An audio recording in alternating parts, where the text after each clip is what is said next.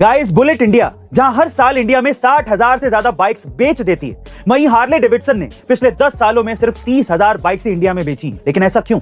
दरअसल इसके पीछे मेनली दो रीजन है। पहला, हार्ले डेविडसन इन 10 सालों में इंडिया के बाइक मार्केट को कभी समझ ही नहीं पाया, क्योंकि भले ही इंडिया दुनिया की सबसे बड़ी टू व्हीलर मार्केट हो, लेकिन 90% से ज्यादा लोग यहां पर 150 सीसी से कम वाली बाइक यूज करते हैं, जो कि 1 लाख से भी कम की रेंज में आसानी से मिल जाती है। वहीं हार्ले डेविडसन की सबसे सस्ती बाइक ही 5 लाख रुपए से शुरू होती है, जिस कीमत में इंडियंस एक अच्छी कार खरीद सकते हैं। दूसरा रीजन, साल 2019 में BS6 के नॉर्म्स के मुताबिक बाइक्स पर कुछ कड़े नियम लगाए गए थे ताकि साउंड पोल्यूशन ना हो, और हार्ले डेविडसन की बाइक की खासियत ही उसकी एक्सेसिव साउंड थी, जिसके कारण उसे करीबन 500 करोड़ रुपए का नुकसान उठाना पड़ा और उसे इंडिया को छोड़कर भी जाना पड़ा। वैसे गाइस, आपकी पसंदीदा बाइक कौन सी है? कमेंट सेक्शन में जरूर लिखिएगा, और ऐसे अमेजिंग वीडियोस के लिए शेयर, सब्सक्राइब एंड लाइक। मिलते हैं अगली वीडियो में।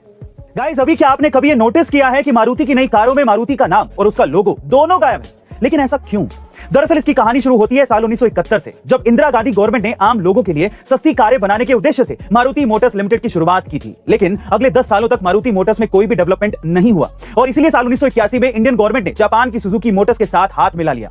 उस समय इंडियन गवर्नमेंट के पास मारुति की 74% हिस्सेदारी थी और सुजुकी के पास 26% ही थी। लेकिन साल 1992 में मारुति की एक कार बहुत ज्यादा पॉपुलर हो गई थी, जिसका नाम था मारुति 800, और यह सुजुकी की वजह से पॉसिबल हो पाया था। इसलिए सुजुकी ने अपनी हिस्सेदारी 50% तक बढ़ा दी, और फाइनली 2007 में इंडियन गवर्नमेंट ने भी सुजुकी की सक्सेस को देखते हुए अपने सारे स्टेक सुजुकी को बेच दिए, जिसके बाद सुजुकी ने मारुति मोटर्स प्राइवेट लिमिटेड का नाम बदलकर मारुति सुजुकी इंडिया लिमिटेड रख दिया, और साल 2015 में सबसे पहले लोगो से मारुति का सिंबल हटाकर साल 2017 में उसका नाम भी हटा दिया। गाइस, क्या आप इसके पहले तक मारुति के लोगो को हटाने का ये सीक्रेट जानते थे? कमेंट सेक्शन में जरूर लिखिएगा, और ऐसे अमेजिंग वीडियोस के लिए शेयर, सब्सक्राइब एंड लाइक। मिलते हैं अगली वीडियो में।